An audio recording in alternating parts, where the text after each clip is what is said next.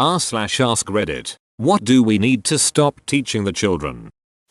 That failure is something to be ashamed of and to avoid at all costs. We all fail sometimes and we need to be able to accept that.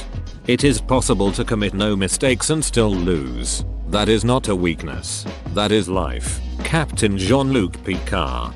Not everything is a lesson, Ryan. Sometimes you just fail. Assistant to the regional manager Dwight Schrute. If he's mean to you, he likes you. I tell my daughter, it doesn't matter if he likes you. If he's not kind, he's not worth your time. That distinction is so important. Being liked by or liking someone doesn't automatically make their behavior acceptable if it bothers you. That you need to be friends with everyone. I've had to tell my kids this, like when kids in their class don't ever want to play with them. Not everyone wants to be your friend, and that's okay. It's funny, I am constantly telling this to people with pets. It is insane to think your dog has to like every other dog it meets. That play ends when you reach adulthood. Play is important, even when we're grown. We don't stop playing because we grow old. We grow old because we stop playing. George Bernard Shaw. As a kid I had about 5 board games in the cupboard and they were boring or we'd played them 100 times. I'm 40 now and our board game storage unit just ticked over 100 games. Ducking love that shit. To just ignore bullies. As a former teacher, it does nothing to address the issue. The bullying persists 100% of the time. As a former bullied, what the hell goes on in the heads of the people who say this? I still feel the effects of feeling like a second-class citizen. I'm 40. I was horribly bullied in grade and middle school and am now living my best life. But it took a long time for me to realize I deserve happiness as much as the next person.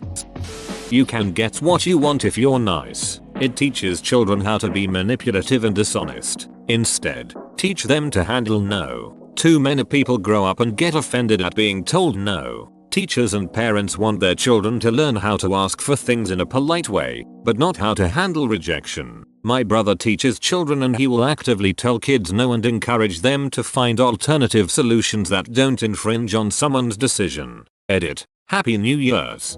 Wrote this while smashed at 2 AM in the morning. Had to deal with this with my daughter. We were at the park and she asked another girl if she could play with one of her dolls. She said no and next thing I know there's a temper tantrum being thrown because she wouldn't share. Got shit from my ex and my parents because I explained to her that not everyone has to share and she could say no if she wanted because it was her toy. Got shit from my ex and my parents because I explained to her that not everyone has to share and she could say no if she wanted because it was her toy. Will catch them some shit from me because that was good parenting on your part. That while they are special, they are not any more special than anyone else. Bluey Library, you're not special to everyone. Clip the kids show Bluey. One of my favorite clips. 125 mark. This show is gold. This has been the greatest show my kids have ever put on. The dynamic with the parents is great. Despite them having to play so many games with the kids, it also shows that sometimes they're too tired to play and have to work sometimes. I don't believe in forced apologies. They're not legitimate apologies and the other child knows this. I also don't feel adults should force children to accept an apology. Forced apologies and acceptances don't have any benefits. I am a 3rd grade teacher. My students know I won't force an apology. Instead, I speak to the students about their choices and how it made others feel. I've found that once students realize what they did, they do apologize on their own and the other student does accept it because they know the apology is sincere. Oftentimes, students will even try to resolve the issue on their own. It's common for students to ask me if they could speak alone in the hallway. They then return proudly stating that they resolved their issue. Obviously, if something is not resolving itself, I'll continue to help students through it. I will also step in for more significant disagreements. However, I've found that students are able to resolve issues an overwhelming majority of times. However, they are never truly resolved with forced apologies and acceptances of forced apologies because the underlying issue is still there. I agree completely. I think it also teaches kids that actual reflection is unimportant so long as you say the magic words. How many times have you heard a child indignantly say, "Well, I said I was sorry," after they give a half-assed apology with no indication that they will act differently in the future? Forcing apologies just breeds resentment between kids. How many times have you heard a child indignantly say, "Well, I said I was sorry," after they give a half-assed apology with no indication that they will act differently in the future? They'll mature into adults who say things like, "I'm sorry you feel that way." Please isn't a magic word. It often won't get you what you want. "I'm sorry" doesn't erase a wrong and is only one small part of an apology, which the wronged party is not obligated to accept. Counterpoint: the willingness to politely ask, but take no for an answer just as politely can be ridiculously useful. In particular, girls need to be taught this. Part of advocating for yourself. Yes, being able to advocate for yourself and not get discouraged is important for everyone. I had a supervisor who I didn't much appreciate at the time, but one great lesson he taught me is that if you don't ask, you don't get. Of course, asking doesn't guarantee anything, but trying is a critical first step to any success. Kids learn by watching us. Whatever we want kids to do or not do starts with grown-ups addressing our own hang-ups. Full stop. I before E, except after C. This rule has so many exceptions that it should not be considered a rule. Except when your foreign neighbor Keith receives 8 counterfeit beige sleighs from feisty, caffeinated weightlifters. Weird. There. That one got me so many times as a kid. Replacement words for vagina, penis, etc. It's not inappropriate for a child to know basic anatomy, and this is only advantageous to predatory people. Edit. Yes, I know the vagina is not the vulva. That's why I said etc. I was just giving examples. And thank you, kind stranger, for the award. This. Teach your kids the anatomical words so they have the vocabulary to tell you if something's going on, even at a young age. Or they can use it to shout, "Behold the mighty penis" at 7 AM while running around naked. He was 4 at the time. That you need talents to be good at something. Right on. So much can be learned, practiced, and become a skill. I'm a professional musician, and I get the "you're so talented" compliment all the time. I know it's meant well, but I've busted my ass to get where I am today. I tell my students that it's not about talent, it's about hard work and dedication. I've watched people with way more natural talent than me burn out because they don't know how to approach something difficult that they can't immediately play. My sophomore year of high school, I auditioned for a district level band festival in my state. This took 40-50 kids on my instrument between 5 bands. I made 24th alternate. 24 other kids would have had to bail for me to be the bottom chair of the bottom band. I'm a semester away from finishing a doctorate, have a private studio, and tour the US in a professional band. It's all hard work. To push down their feelings and never cry. You don't heal unless you work through your emotions. Support them. Don't scold. I tell my kids to not let their emotions control their actions. It is okay to be emotional, to cry, be angry, etc. What is not acceptable to lash out or fall apart because of those emotions.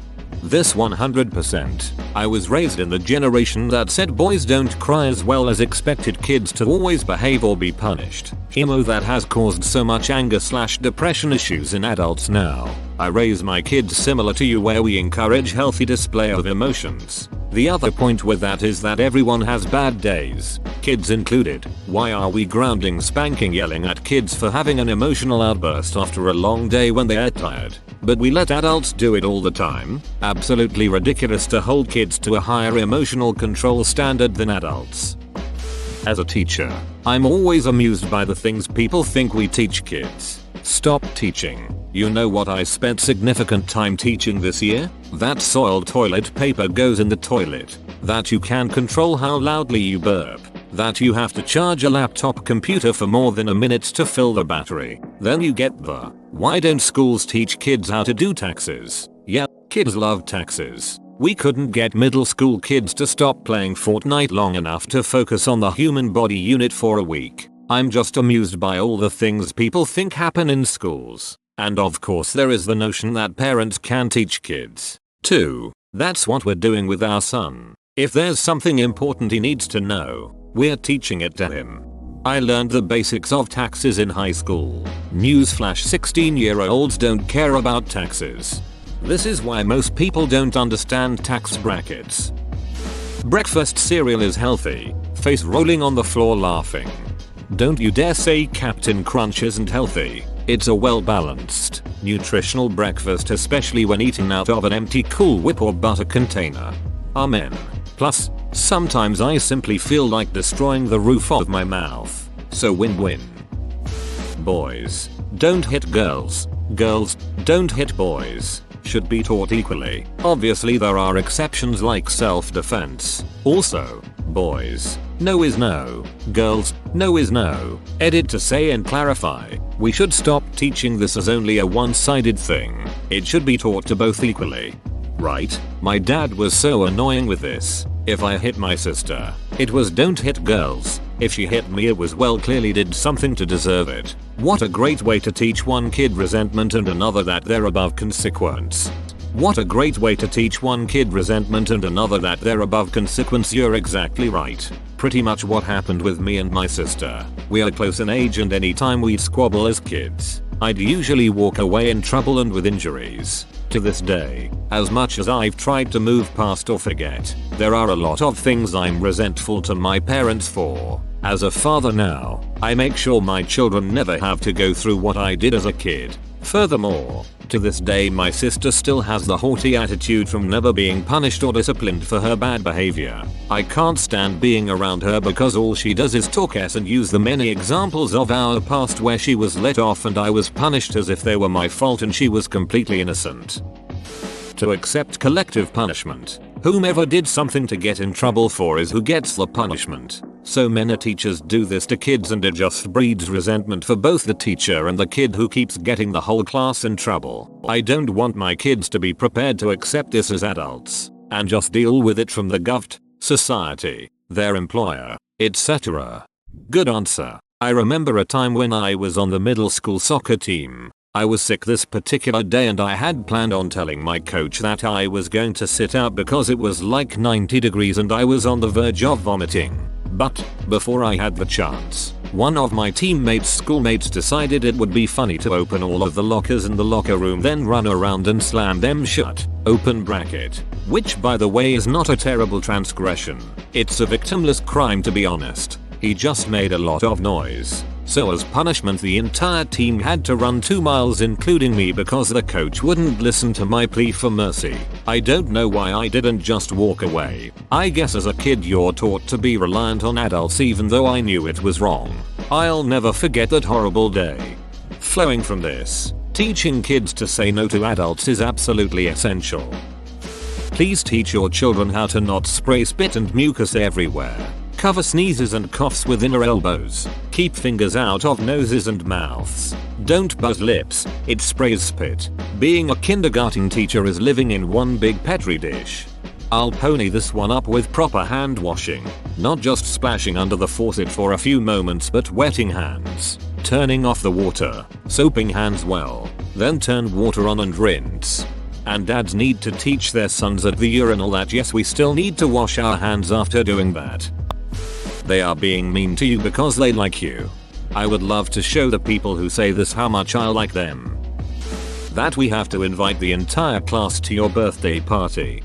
As a teacher, I'm fine with that as long as you don't pass out the invites in front of students who aren't invited. I would never do that with a group of adults. How can you expect kids to react well? I had this in one of my class of 9-year-olds. A child went round and gave out 10 party invites and some of the children were so upset they didn't get one and questioned me about not getting one. I didn't know what to say, so I just said that sometimes you're only allowed a certain number and it was probably really hard to choose who went, so maybe next year she will choose you. Thankfully they accepted this answer and was happy and didn't talk about it again. LOL, please send the invites out of school, LOL. Abstinence only sex education. Please teach these kids about contraception and how it works. It's been proven that comprehensive sex education is way better at preventing teen pregnancies than abstinence only. Also, sex education gives children the language to speak out if they're being sexually abused. My sister is doing her practicum in a kindergarten this semester and they're planning a unit on the parts of the body, including the correct words for genitals. Ain't nothing sexual about it. Just kids learning their bodies and learning how to refer to them correctly and safely. You are perfect. No, you are not. It's important to know your weaknesses and focus on your strengths. But also build on your weaknesses where possible too. That you have to give relatives a hug or kiss if they ask for one. When I see my nieces and nephew, I always ask them if I can give them a kiss and if they can give me a kiss. Sometimes, they say no to both. Other times I get a huge hug. I'm trying to teach their grandparents about the importance of bodily autonomy, but it's going to be tough. I've heard them tell the kids I don't get a kiss. I'm really sad now. Please don't make a 4-year-old responsible for your feelings. They're allowed not to want to kiss you and shouldn't be made to feel bad about it. Edit. Words are hard. That you are only successful and happy with a college degree, married, and have children.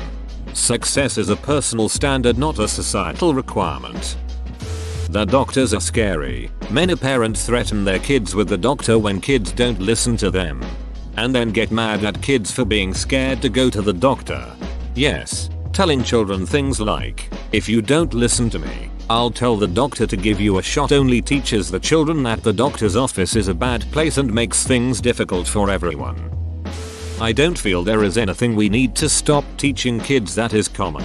I feel we need to teach children boundaries. I don't know if it's COVID related or what, but I work with children and these last few years I've noticed kids are having huge boundary issues. It seems that while parents were teaching them about electronics, hygiene, or even just how to prepare food for themselves, the parents forgot to teach the part where the child has to ask for these things, not just go and take them, and that generalizes to school or other people's houses.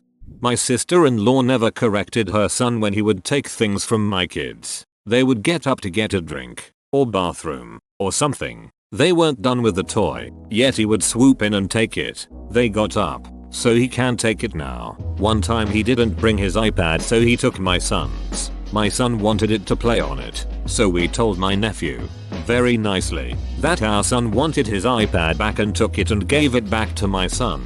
My sister-in-law packed up and left the house with the kids. I'm all for sharing, but only if my kids want to share their things. Kids need to be taught that they can fail. Schools are moving towards it being impossible to fail a student. Kid didn't hand in their assignment. How do you know their work is worth 0 when they handed in nothing? Because they handed in 0% of the ducking work. That's why. My god, stop coddling them. I wish I was kidding, but that's how it is here and I cannot ducking believe that's how the school system works. I'm so goddamn worried for my future kids. That active shooter drills are normal. They are not. They are mostly useless now because most shooters have gone through them too and know what they are teaching on how to get away from a shooter. Then they create a plan accordingly. Safety tips can be given, but again, most shooters know what is being taught and they act accordingly. Food pyramid as it is, it's wrong. Shut up and eat your damn grains. Only 13 more servings needed before dinner. Hasn't been taught in about a decade. Not that anybody pays attention until they have an agenda anyway. Edit. In the US. That it's acceptable to use devices in public loudly without headphones.